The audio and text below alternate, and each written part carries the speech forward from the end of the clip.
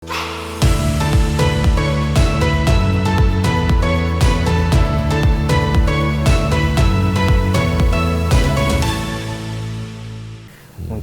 kita kan bikin grup musik ini nggak terlepas dari kita juga pengen dakwah ya, dakwah dengan cara kita sebisa mungkin.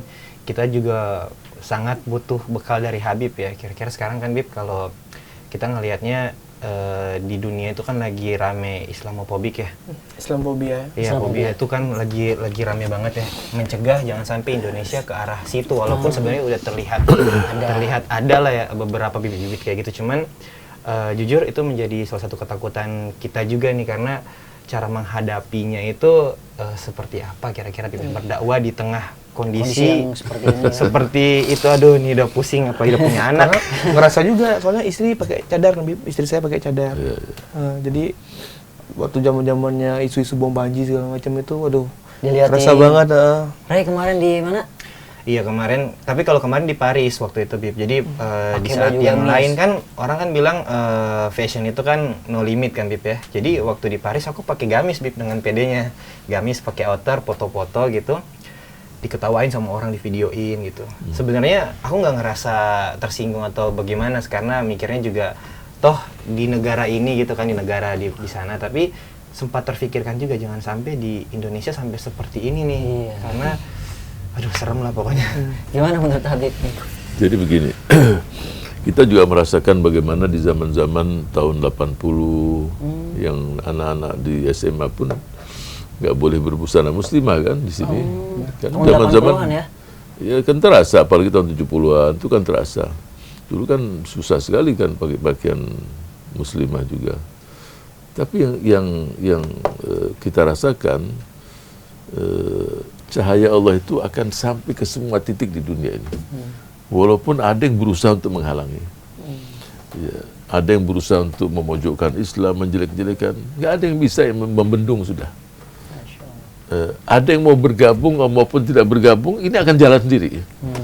Jadi nggak perlu ada yang mengklaim, oh saya ini berbuat baik untuk Islam. Nggak perlu, itu sudah ketentuan dari Allah Subhanahu Wa Taala. Cuma saya apresiasi, kita akan buat umpamanya menyampaikan pesan dengan musik, bagus itu.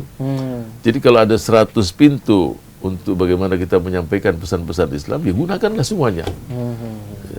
Jangan pantang mundur. Nah, kalau nanti ada yang menjelek-jelekan, tidak perlu kita emosi. Nah, ini menurut saya ya. Karena apalagi kalau berkaitan dengan pribadi, harus sabar. Ada satu ungkapan mengatakan, jadilah engkau pohon yang rindang, yang banyak buahnya, manusia melempari dengan batu, dibalas dengan buah. Jadi kalaupun mereka, ini pribadi kita kalau dijelek-jelekan, ini ya kita sabar. Nggak perlu kita posisikan diri kita seperti orang itu. Kalau enggak sih apa bedanya?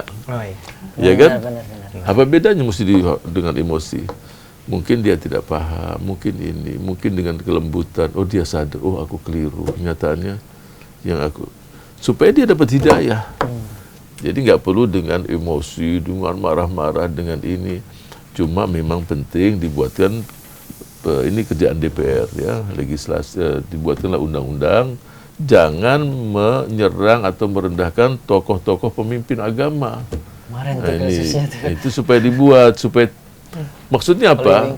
Ini bukan kaitan dengan pribadi, supaya terjadi ketenangan, ketentraman dalam masyarakat. Ya, bahkan tokoh siapapun jangan serang. Apalagi tokoh agama.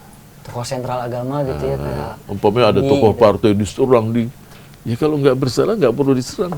Kalau dia punya kebijakan yang tidak baik, ya kita kritik kebijakannya, nggak usah diserang pribadinya. Apalagi tokoh-tokoh sentral, apalagi Rasul kita Shallallahu Alaihi Wasallam.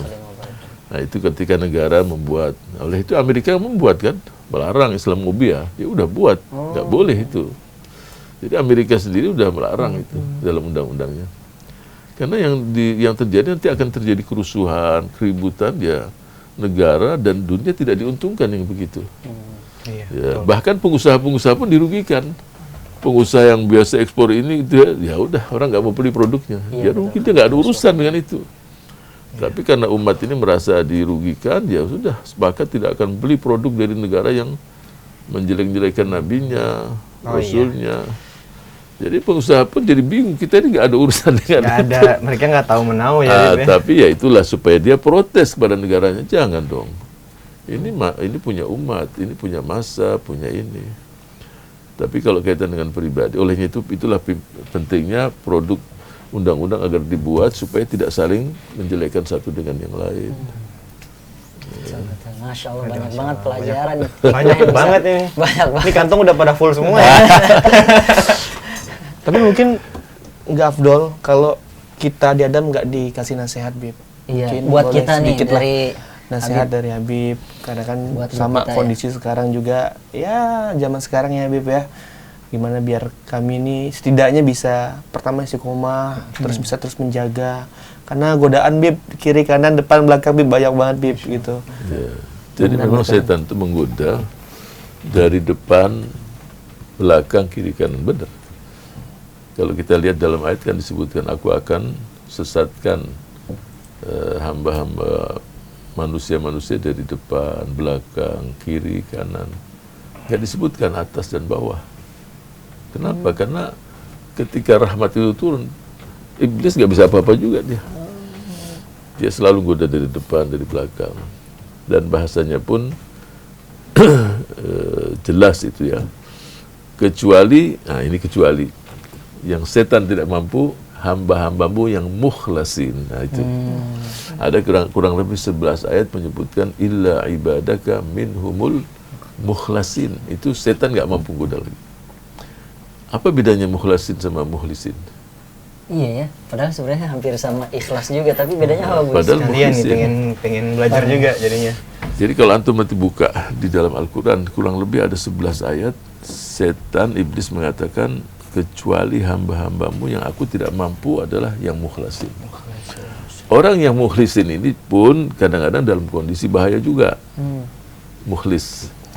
Contoh umpamanya, di masjid diumumkan, ini bantuan dari hamba Allah. Satu masjid itu tahu siapa hamba Allah itu sendiri. Akhirnya nggak ikhlas juga kan? Oh iya. Oh dia lagi itu hamba Allah, nggak mau disebutkan namanya, tapi kita tahu semua itu, dia itulah hamba Allah itu. Iya. Akhirnya dipuji dia. Tapi kalau, jadi dalam, pernah saya tanyakan di beberapa tempat, apa bedanya mukhlasin sama mukhlis? Ustaz, dia bilang, Habib, ada itu yang namanya mukhlis. Satu ada nama mukhlas juga. Bedanya itu. Bukan itu. Maknanya apa? Mukhlisin pasti orang-orang yang ikhlas. Tapi orang-orang yang ikhlas ini masih bisa diganggu juga. Nah, mukhlasin kenapa nggak bisa diganggu? Karena keikhlasan dia udah kerjaan di hari-hari. Dia mau dipuji, nggak pusing dia udah. Memang kerjaan saya udah begini. Kerjaan saya begitu bagaimana? Dia nggak ada masalah mau disebutin namanya, mau ini, mau ada orang, nggak ada orang. Dia sudah karena Allah. Contoh umpamanya, dia biasa sholat duha, taruhlah 4 rakaat. Mau ada orang, nggak ada orang, dia nggak pusing. Dia nggak ada kaitan dengan manusia. Tapi yang lebih hebat lagi adalah memang dia dijaga betul hatinya oleh Allah. Nah itu memang itu tidak mudah ya. Tapi saya pikir kalau sudah Allah berikan dia jadi. Tapi saya senang karena Adam Yusik ini kan nggak sendirian. Ketika bersama-sama ini kan saling mengingatkan. Beda kalau orang sendirian. Kalau orang hidup sendirian ini bahaya. Kenapa bahaya? Biasanya serigala itu akan memakan mangsanya ketika kambing itu keluar dari rombongannya. Betul. Pengembala kambing itu dimakan dah. Ini contoh saja. Tapi kalau bersama-sama ada yang mau ingat, jangan gini, itu bagus. Ya udah kita makan balik serigalanya. Masya Allah. Tapi ketika ada yang mau ganggu, saling mengingatkan. Hampir ada yang godaan ingat, jangan sampai ini ingat. Itu aja saling mengingatkan itu hebat. Asal memang saling mengingatkan. Jangan malah membiarkan atau mendorong kepada sesuatu yang nauzubillah bisa membuat seseorang terumus ya.